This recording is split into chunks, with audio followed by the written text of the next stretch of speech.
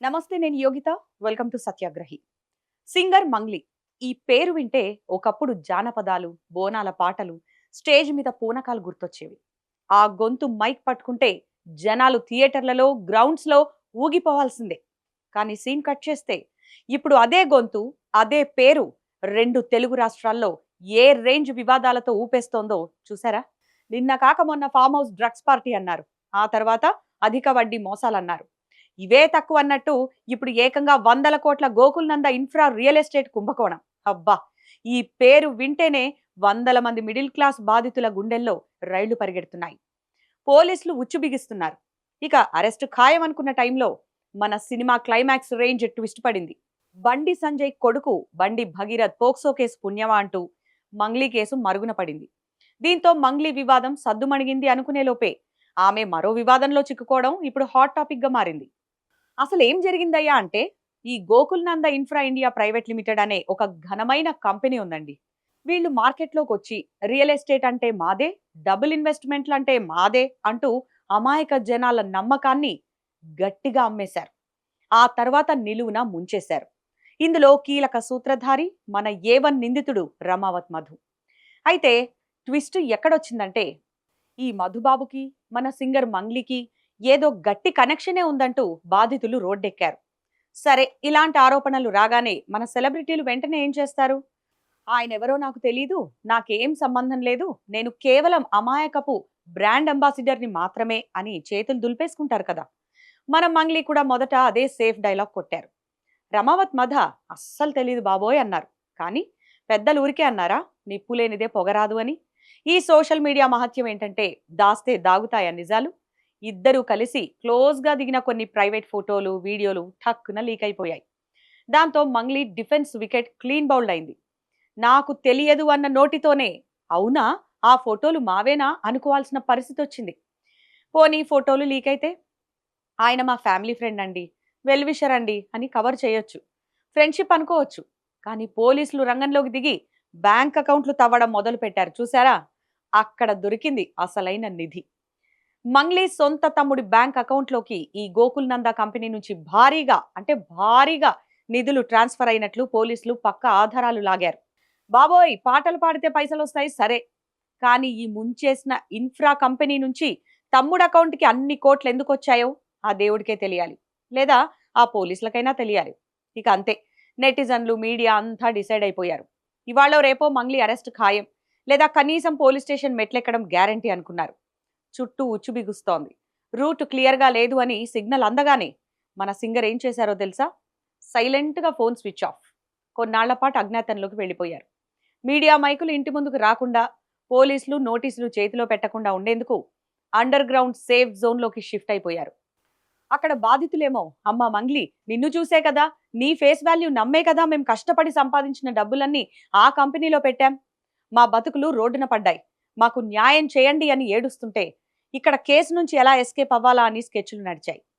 సెలబ్రిటీలు తప్పు చేస్తే ఒక అడ్వాంటేజ్ ఉందండి. వాళ్ళు అజ్ఞాతంలోకి వెళితే దాన్ని పర్సనల్ వెకేషన్ లేదా రిఫ్రెష్ అవ్వడానికి వెళ్ళారు అంటారు. అదే సామాన్యుడు భయపడి వెళ్తే పరారీలో ఉన్న నిందితుడు అని బోర్డు తగిలిస్తారు. ఎంతైనా చట్టం ముందు అందరూ సమానమే కదా. సరిగ్గా మంగ్లీ చుట్టూ ఉన్న ఉచ్చు గట్టిగా బిగుసుకుంటున్న టైంలోనే సినిమా రేంజ్ ట్విస్ట్ పడింది. మంగ్లీ లక్కేంటో గాని తెలంగాణ రాజకీయాల్లో ఒక పెను తుఫాన్ వచ్చింది. అదే బండి భగీరథ్ పోక్సో కేసు. కేంద్ర మంత్రి కుమారుడు బండి భగీరథ్ చుట్టూ రేపు వివాదం ముసురుకోవడం, అది కాస్త తీవ్రమైన పోక్సో కేసుగా మారడంతో తెలంగాణ మీడియా, పొలిటికల్ సర్కిల్స్ ఒక్కసారిగా షేక్ అయ్యాయి. ఇక మన బ్రేకింగ్ న్యూస్ మీడియా ఛానళ్ల గురించి తెలిసిందేగా. ఒక పెద్ద వార్త దొరికితే అంతకు ముందున్న వార్తలను పాతాళానికి తొక్కేస్తారు. కేంద్ర మంత్రి కొడుకు కేసు, పోక్సో చట్టం అంటే రేటింగ్స్ నెక్స్ట్ లెవెల్లో ఉంటాయి. ఇంకేముంది, పొద్దున్న లేస్తే బండి భగీరథ్ కేసు, రాత్రైతే అదే డిబేట్లు. ఛానళ్లలో గ్రాఫిక్స్, థ్రిల్లింగ్ మ్యూజిక్లతో హోరెత్తించారు. దీంతో గోకుల్నంద ఇన్ఫ్రా ఫ్రాడ్ కేసు, వందల మంది బాధితుల గోస, మంగ్లీ అకౌంట్ల వ్యవహారం అంతా సైడ్ ట్రాక్ అయిపోయాయి. ఒక రకంగా చెప్పాలంటే బండి భగీరథ్ పుణ్యమా అంటూ మీడియా ఫోకస్ మొత్తం డైవర్ట్ అయిపోయింది. మంగ్లీ చుట్టూ ఉన్న ఉచ్చు కాస్త లూజ్ అయిపోయింది. ఒక తప్పును కప్పిపెట్టడానికి ఇంకొకడు అంతకంటే పెద్ద తప్పుతో రెడీగా ఉండడమే సెలబ్రిటీల అదృష్టం అంటే ఇదేనేమో. సరే, ఇక్కడ మీడియా ఫోకస్ మారింది కదా అని మన సింగర్ ఏం చేశారో తెలుసా? అజ్ఞాతంలో నుంచి నేరుగా సిలికాన్ సిటీ బెంగళూరు ల్యాండ్ అయిపోయారు. అవును, మీరు విన్నది నిజమే. ఇక్కడ కేసు నడుస్తోంది, జనాలు ఏడుస్తున్నారు. కానీ మంగ్లీ మాత్రం బెంగళూరులో జరిగిన ఒక గ్రాండ్ లైవ్ ఈవెంట్లో తళుక్కున మెరిశారు. అసలు ముఖంలో ఏమాత్రం తప్పు చేశామన్న ఫీలింగ్ గాని, టెన్షన్ గాని ఉంటేగా ఎప్పటిలాగే తన మార్క్ హై ఎనర్జీ పాటలతో అక్కడి స్టేజ్‌ని ఊపేశారు. ప్రస్తుతం ఆమె బెంగళూరులో వరుస షోలతో ఫుల్ బిజీగా గడిపేస్తున్నారు. ఈ విజువల్స్ చూసి నెటిజన్లు సోషల్ మీడియాలో అగ్ని పర్వతంలా బద్దలవుతున్నారు. అక్కడ వేల కుటుంబాలు రోడ్డున పడి ఏడుస్తుంటే నువ్విక్కడ ఇంత హ్యాపీగా నవ్వుతూ షోలు చేసుకుంటావా? నీకు బాధ్యత లేదా అని గట్టిగా నిలదీస్తున్నారు. మొత్తానికి బండి భగీరథ్ పుణ్యమా అంటూ మంగ్లీ కేసు ప్రస్తుతానికి మరుగున పడిందనేది మాత్రం పచ్చి నిజం. ఇదిలా ఉంటే ఈ వివాదాలు చాలావన్నట్టు మంగ్లీ మెడకు మరో పాత వివాదం చుట్టుకుంది.